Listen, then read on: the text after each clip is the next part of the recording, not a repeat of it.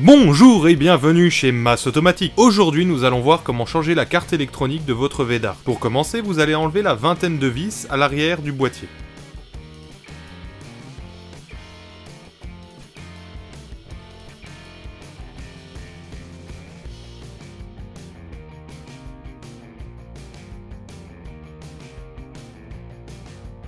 Une fois la vingtaine de vis enlevée, vous ouvrez délicatement la Védar par le côté droit.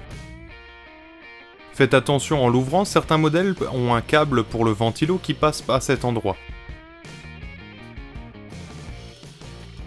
Dans le cas où vous avez un modèle avec ventilo, il vous suffira de débrancher à ces deux endroits le câble qui arrive.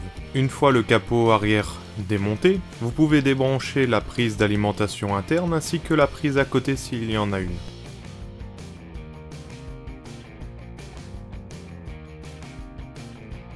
Une fois cela fait, enlevez les fils en dévissant les vis, mais en repérant la couleur des fils et leur emplacement.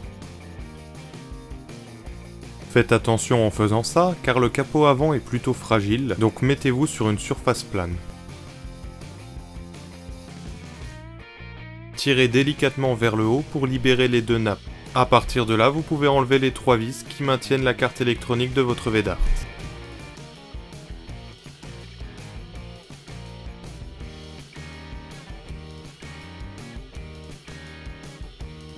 Vous pouvez enlever la carte. Sur celle-ci, il faudra récupérer la membrane du bouton.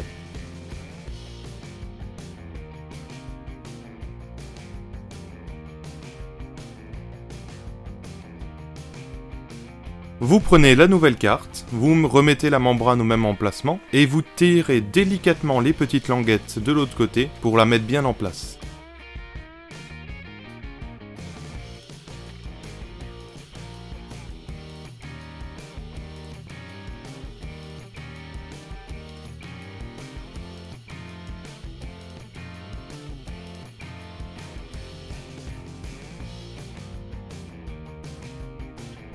Vous pouvez remettre la nouvelle carte en place tout en faisant attention au câble noir qui est juste derrière, puis vous pouvez remettre les trois vis en place.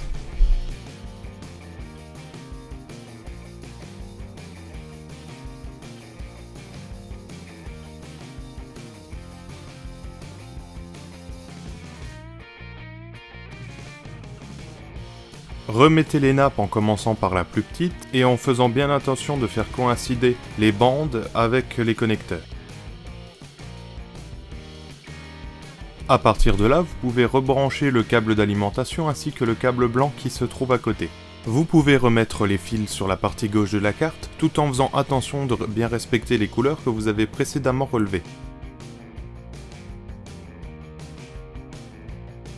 Pour le remontage, il faut poser donc le capot sur la partie gauche, tout en refermant et rebranchant pour ceux qui ont des ventilateurs, les câbles des ventilateurs. Il faut aussi faire attention à ce que la prise blanche sur la base de la Védar soit bien à l'intérieur de celle-ci et ne dépasse pas.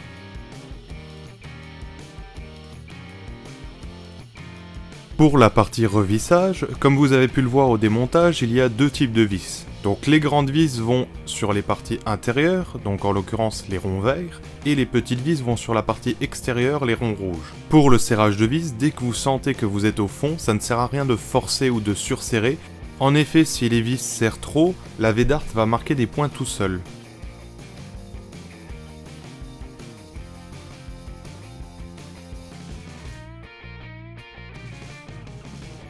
Et voilà, votre Védar est réparé, vous pouvez maintenant en profiter.